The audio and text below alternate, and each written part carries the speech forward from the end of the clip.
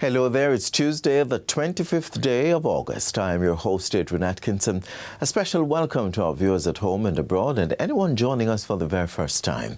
We have an informative show lined up just for you today, highlighting some of the initiatives and developments taking place right here at home. Stay with us. Jamaica Magazine continues after this break.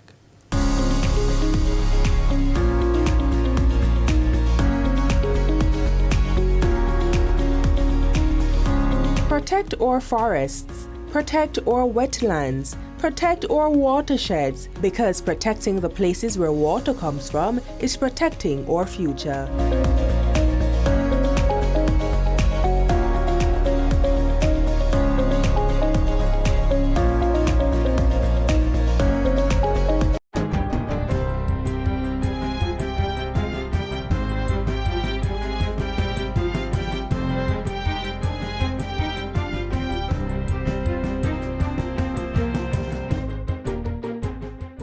Good day, I'm Jabertha Atkinson, and this is your JIS News for Tuesday, August 25, 2026.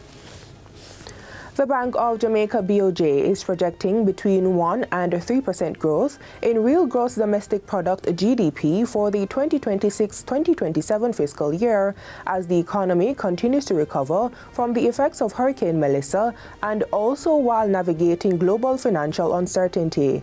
The data was presented by BOJ Governor Dr. Brian Landgren during the bank's quarterly monetary policy press conference on Thursday.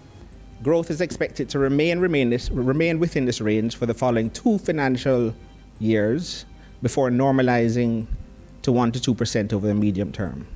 According to Dr. Landgren, persistent geopolitical tensions continue to influence Jamaica's debt dynamics. He projects that the current account balance is expected to deteriorate in the near term, driven by higher fuel and freight costs, as well as increased imports associated with post-hurricane rebuilding efforts. Despite this environment, Jamaica's foreign exchange market has remained stable. As at the 13th of August, the exchange rate had appreciated by 2% year over year, compared with a 2.2% depreciation a year earlier. Over the 12 months to end July, the bank sold $1.1 billion via Bank of Jamaica's foreign exchange intervention trading tool, broadly in line with the previous year, while purchasing $803.3 million more than it sold. Dr. Landgren also reports that Jamaica's gross international reserves remain healthy at $6.7 billion, equivalent to 144.3% of the prescribed reserve. The Percy Junior Hospital in Clarendon has received donations valued at $400,000 or approximately $60 million. The handover of medical equipment and supplies took place on Friday. It was courtesy of ongoing support from the nonprofit diaspora-led organization Right Now for Jamaica, which is based in the United States. The items include hospital beds, resuscitation equipment, IV poles, recliners, mattresses, overbed tables, and a wide range of medical equipment and patient care supplies. Minister without portfolio in the Office of the Prime Minister, Ambassador Audrey Marks, says the items will enhance the quality of patient care. The first handover in January brought 15 computers, tablets, medical supplies, furniture, and other essential items. At that time, we identified some of the larger clinical equipment that we wanted to secure, including ventilators and other critical equipment. Today, we can say that some of those targets have become reality. Ambassador Marks has commended Right Now for Jamaica for its swift response in identifying and addressing the needs of Percy Junior Hospital following Hurricane Melissa. You have demonstrated what an engaged diaspora can accomplish when goodwill is connected to a clearly identified need, a measurable target, and a mechanism for delivery. President of Right Now for Jamaica, Dr. Maurice Miles, says the organization, which was formed by a group of Jamaicans in the diaspora in the aftermath of Hurricane Melissa, was driven by a desire to support the country's recovery efforts. The Institute of Jamaica and the National Gallery of Jamaica have signed a cultural cooperation agreement with the Organization of American States, OAS. The partnership, which was formalized on Monday, is expected to create greater opportunities for collaboration across the cultural and creative sectors. Minister of Culture, Gender, Entertainment and Sport, Olivia Grange, says the agreement will support areas such as professional training, cultural exchanges, exhibitions and youth engagement. Jamaica may be a small island, ladies and gentlemen, but our cultural voice has never been small. Our art, our music, our literature, our dance and ideas have traveled across the world.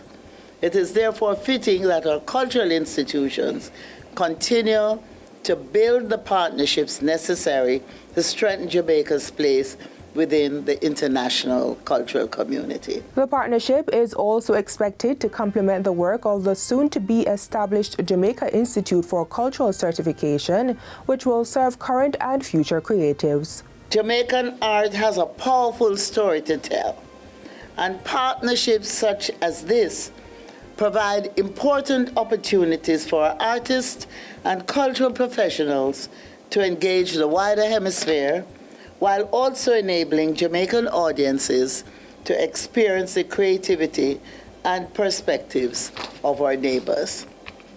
This is cultural diplomacy in a meaningful and practical form. A first-of-its-kind postgraduate program in radiation protection and safety is now being offered at the University of the West Indies UWI Mona.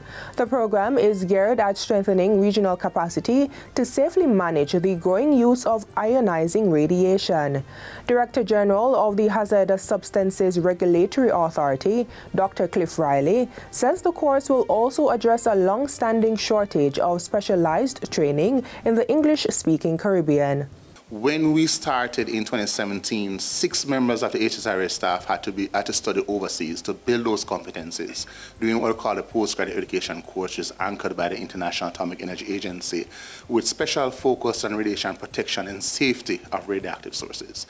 So we had staff doing their 6 months training in Greece, in Malaysia, in Liberia, but there were no opportunities within this side of the world where such programs are offered in English. Dr. Riley was speaking at a JIS think tank. The inaugural program started in March this year and was launched in June, with 12 professionals from 7 CARICOM countries being trained in radiation protection and safety. The 6-month program combines virtual instruction with residential training and covers more than 21 modules. These include radiation physics, emergency preparedness, radiation monitoring, and the management of radioactive sources. Participants also receive hands-on experience designed to prepare them for real-world situations. Our model is very unique. We have a blended modality because we understand the challenges with releasing persons from small regulatory bodies or small island development states for a full 6 months. So we utilize a hybrid model where 2 months is done virtually, so they're able to continue building out their regulatory framework within their countries, and followed by a 4-month face-to-face residential training component. The initiative is fully supported by the International Atomic Energy Agency in partnership with the HSRA, UWI, and the International Center for Environmental and Nuclear Sciences, ICENS. And finally, the state-owned refinery Petrojam has awarded 4 scholarships to top-performing students from 2 corporate area primary schools who excelled in the 2026 Primary Exit Profile PEP examinations. The scholarships were presented at the 20th anniversary of the Petrojam PEP Scholarship Awards luncheon held recently. The recipients are Jolie Gordon and Neymar Price of St. Andrew Primary School, and Kenzo Riley and Denisha Watson of Greenwich Primary School. Each recipient received an annual contribution of $60,000 towards tuition and other educational expenses, along with a new laptop, school supplies, and additional awards. Petrojam General Manager Danville Walker says the scholarship program has provided educational opportunities to nearly 70 students over the past 2 decades. His speech was delivered by Communications Manager Elon Parkinson. It's 2 decades of opening doors that might otherwise have been closed, and 2 decades of proving year after year that when we believe in our young people by giving them the tools they need to rise to meet and exceed every expectation placed upon them, greatness happens. Petrojam also announced plans to expand the scholarship program to include special recognition for students excelling in science, technology, energy, and mathematics (STEM). Responding on behalf of the recipients, Danisha Watson thanked Petrojam for its long-standing commitment to education and its investment in Jamaica's youth. This is more than providing financial assistance. Through these scholarships, you have given students hope, encouragement, motivation, and the confidence to continue striving for excellence. Your investment in education is an investment in the future of our country, and we are truly grateful to be beneficiaries of this wonderful program. And that's it for JIS News Today. I'm Jabertha Atkinson. Thanks for watching. Pedestrians, don't assume vehicles will stop. Always be aware of your surroundings. Remember, always use a sidewalk and pedestrian crossing where available. Safety is a two-way street, so look out before you step out. A message from the Ministry of Energy, Transport and Telecommunications. Let's now head over to Jamaica House for our weekly roundup of the key events and developments on the Prime Minister's agenda over the past few days.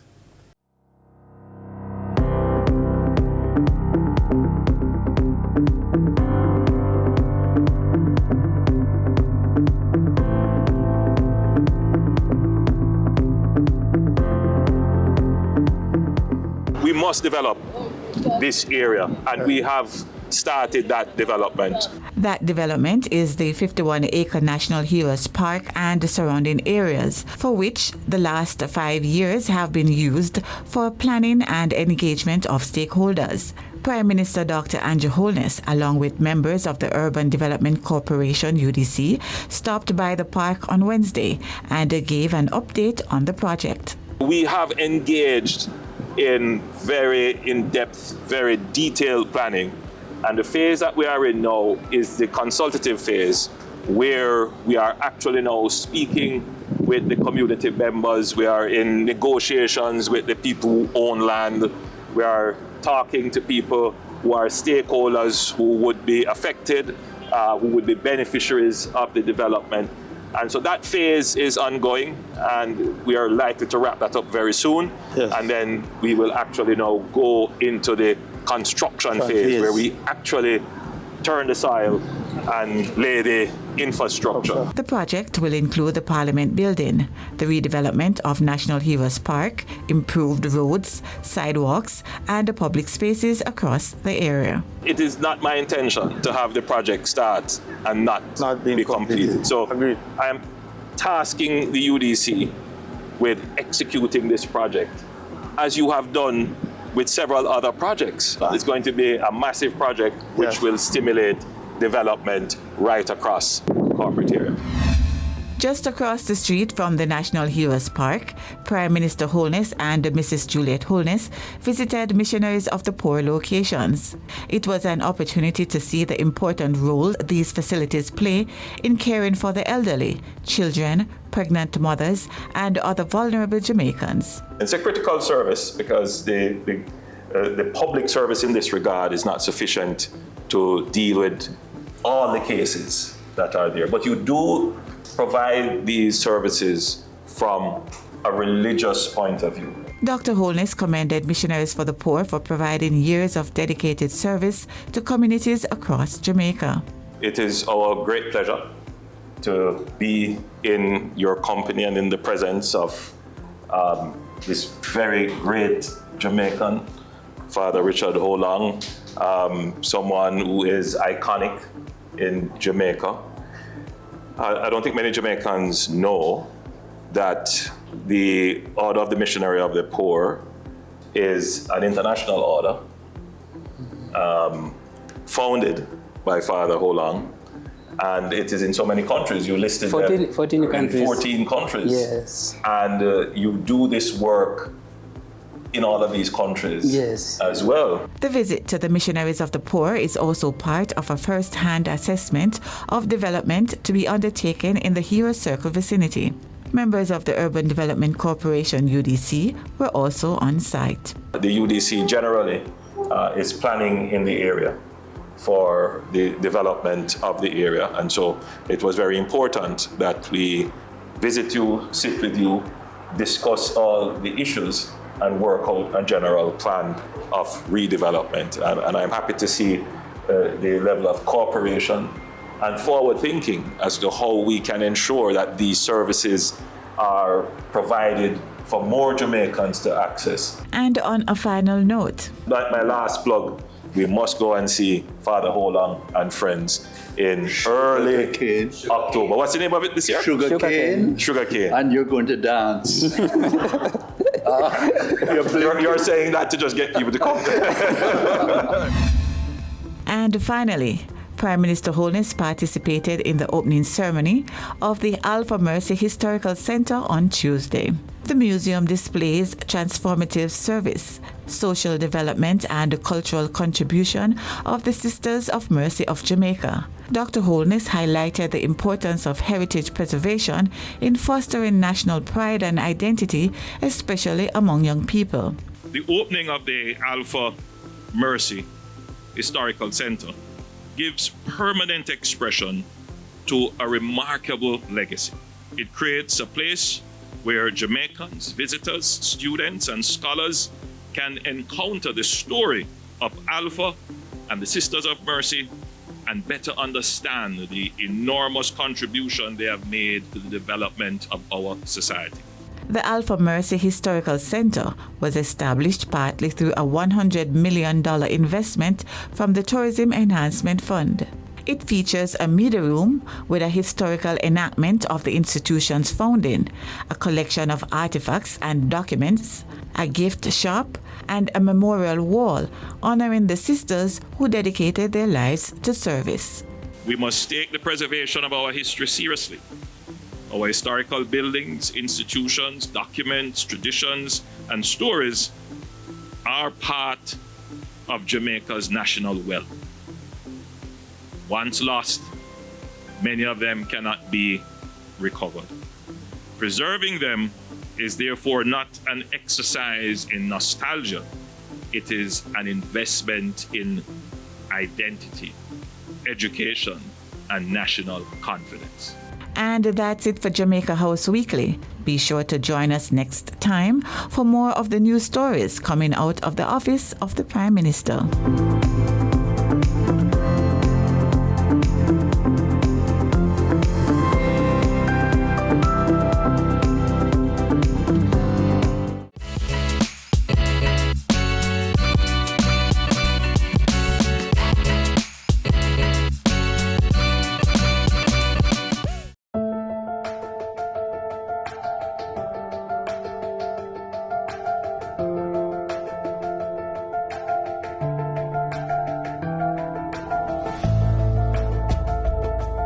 While we are seeing a reduction in terms of the damage being done to hydrants, we still continue to see situations where persons, they continue to abuse the hydrants. And so we want to encourage persons not to abuse the hydrants, to make sure that they protect them. If they're on your street, and if you're in doubt whether or not they're working, you need to contact us so we can come and do a test of that hydrant to make sure that it's properly working. For hydrant maintenance concerns, contact the Jamaica Fire Brigade nearest you or call 876-878-4642, 876-858-0459, or 876-276-6671.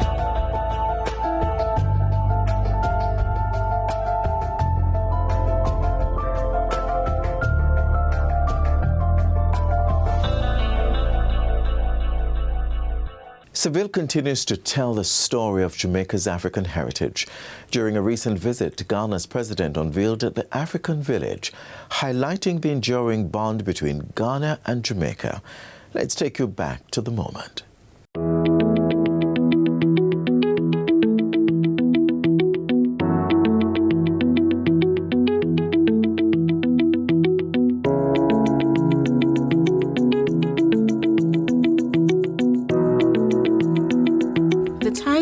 Jamaica and Ghana stretch across generations, rooted in shared history, culture, and ancestry. They came in trains across the ocean's rage. Named stolen spirit locked in floating graves. Yet deep inside, a quiet fire stayed alive. A heartbeat past in secrets, refusing to die. At the Civil Heritage Park in St. Anne, that connection has found a new expression. 2 traditional Ghanaian houses now form part of an African village, adding dimension to the stories preserved at the historic site. The structures were built in March 2026 by the Ghana Army Engineer Reconstruction Team, whose mission in Jamaica following Hurricane Melissa extended beyond recovery efforts. During the August 2026 state visit by Ghanaian President John Dramani Mahama, the Civil Heritage Park hosted the official unveiling of the African village. This is not a diplomatic visit. This is a visit to family. That sense of familiarity takes on added meaning at a site where archaeology continues to reveal stories of the people who came to Jamaica from Africa. It was here that the remains of several of our African ancestors were discovered by archaeologists of the Jamaica National Heritage Trust and the agency of my ministry. Some were reburied here on this property. Among those remains was an ancestor who became known as Crystal. Her remains was found with a crystal in her hand, was taken back to Ghana and buried there to confound and defeat the curse of the so-called door of no return.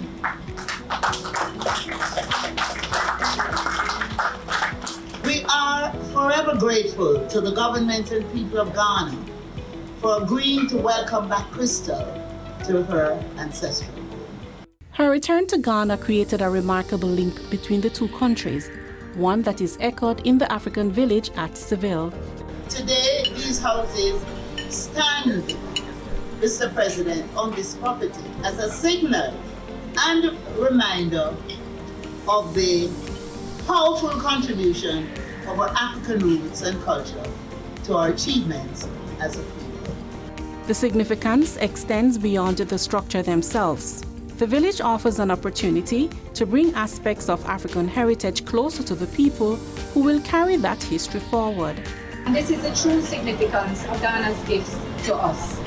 Further education, further appreciation, and the promotion of African heritage in a tangible, visible ways that our school children can come and tour and see with their own eyes and hear the stories and understand our pride, heritage. But the relationship being celebrated at Seville is not only confined to heritage and history. Jamaica and Ghana are also seeking to translate their long-standing ties into practical areas of cooperation. We share the historical reality that we were not always in charge of our affairs. But now, as free people and as sovereign nations with responsibility for our own common destinies, it is not only good to acknowledge progress, but it's only right and just that we honor our historical and ancestral heritage by fostering the closest, most vibrant, and most productive bilateral relationship in the interest of our peoples. One area being explored is maritime cooperation, with discussions around strengthening links between Jamaica's Kingston Port and Ghana's Tema Port. We have 2 hubs. What is left to connect the 2 hubs together? And I believe that with the kind of work we're going to do, I nominated our 2 foreign ministers and our 2 heads of maritime authority to see how we can work to connect these 2 hubs together. Both countries are also building on cooperation in defense and disaster response. The experience of Hurricane Melissa demonstrated how partnership can translate into action on the ground. In our defense cooperation agreement, we've agreed that we will be each other's keepers. We will act as family. And so if there's ever a disaster in Jamaica, we'll be the first to arrive here to support our family. And if there's ever a disaster in Ghana, our Jamaican brothers will be there to help us. Their cooperation also reached the international stage, particularly on issues connected to the historical experiences of people of African descent. Jamaica supported Ghana's effort on reparations at the United Nations, adding its voice to the push for greater international recognition of the issue. The victory in the UN General Assembly on reparations is a common victory for all of us. We have been singing from separate hymn sheets. It just shows what unity can do, what we can achieve if we're united. At Seville, however, the relationship was expressed in a language that needs no diplomatic statement. Culture, traditional music, and performances by the Charleston Maroons welcomed the Ghanaian delegation. They also presented President Mahama with a distinctive gift. For President Mahama, the visit to Seville brought the history of the African experience in Jamaica into sharper focus. Our coming to Seville has been like the icing on the cake, the topping on the cake. It's giving us a true history of what happened to our ancestors when they arrived here, who they met here, how they interacted with them, and how they were able to still preserve their unique nature as Africans and the culture that they came with. The challenge now is to ensure that this history remains alive, not only in places like Seville, but in the knowledge and consciousness of generations to come. Our ancestors have cleared the ground. Ours is the task to build all that is worthy of our culture and heritage.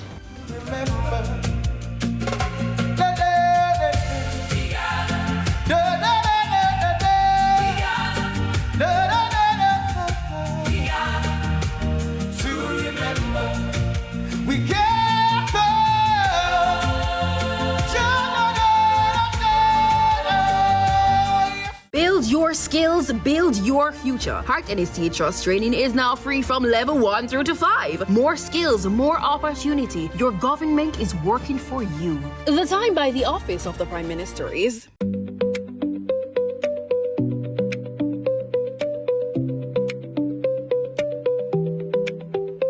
That dripping tap may not seem like much, but drop by drop, water is being wasted. The same goes for a running toilet, a leaking pipe, or leaving the tap running while brushing your teeth. Small habits can add up to a lot of wasted water. So today, check around your home. Fix those leaks. Sometimes it's simply about paying attention. Don't let good water go down the drain.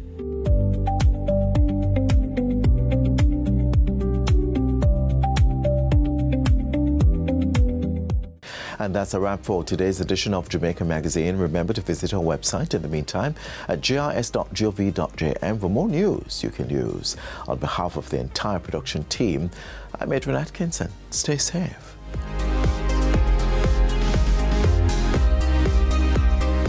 This has been a production of the Jamaica Information Service, the voice of Jamaica.